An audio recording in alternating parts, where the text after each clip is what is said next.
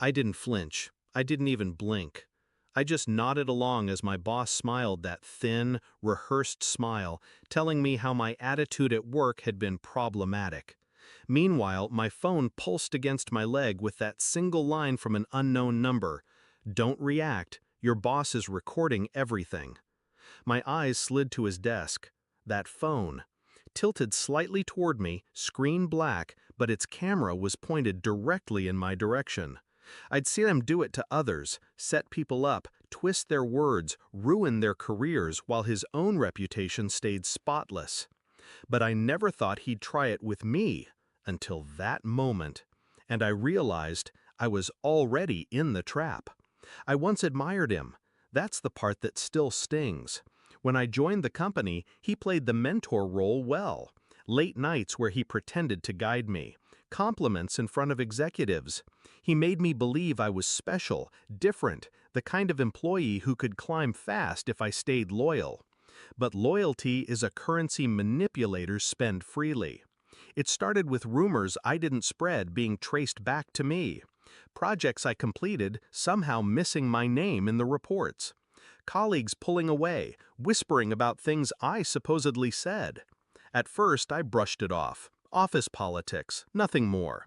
But then I overheard him one night, his voice sharp, low, calculated.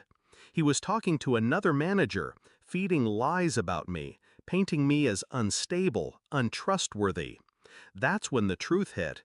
He wasn't grooming me for success. He was grooming me for the fall. The text in my pocket confirmed what I'd begun to suspect weeks ago. Someone inside had finally seen through him. Someone wanted me to know the game he was playing. I felt anger simmer beneath my skin, but I didn't let it boil over. That's what he wanted, a reaction he could capture, twist, replay in boardrooms until I was nothing but a problem to be discarded. So I gave him nothing, just a calm smile, a nod, a quiet, "I understand," to every false critique. And in that silence, I made a decision. If he wanted a performance, I'd give him one, but not the one he expected. For weeks after, I moved like a shadow. Every interaction with him I documented. Every email he sent I archived. Every colleague he tried to poison against me I approached directly, with kindness, with clarity, dismantling his lies piece by piece. Then I went deeper. I studied him, his patterns, his rhythms. The way he set traps, always the same cycle. He'd isolate, manipulate, record, then report. He'd been doing it for years, and no one had stopped him because no one had proof. That was going to change. I bought a pen camera, small, unnoticeable. I started recording our conversations, his contradictions, his subtle threats.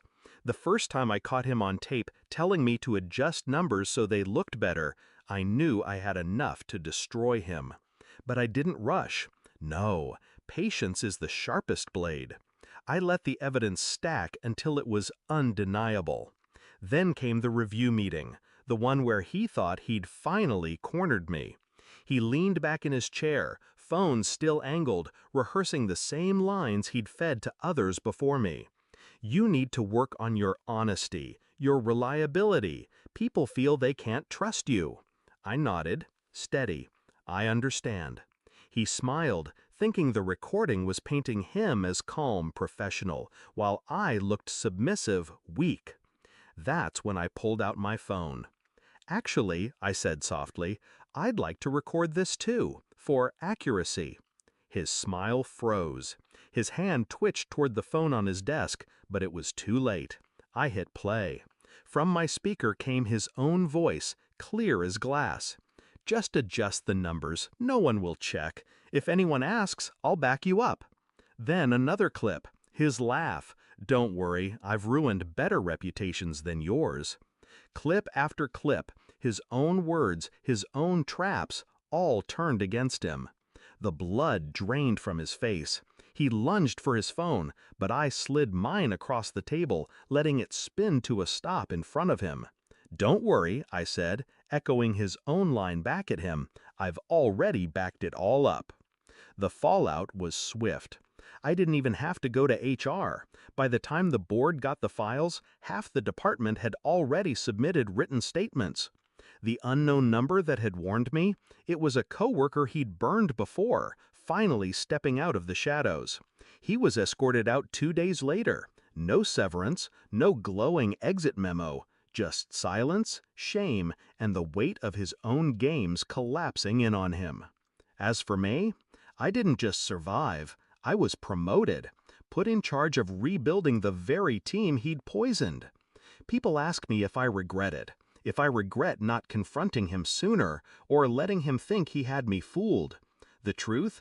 I don't regret a second, because revenge isn't loud, it isn't messy, it's quiet, precise, surgical.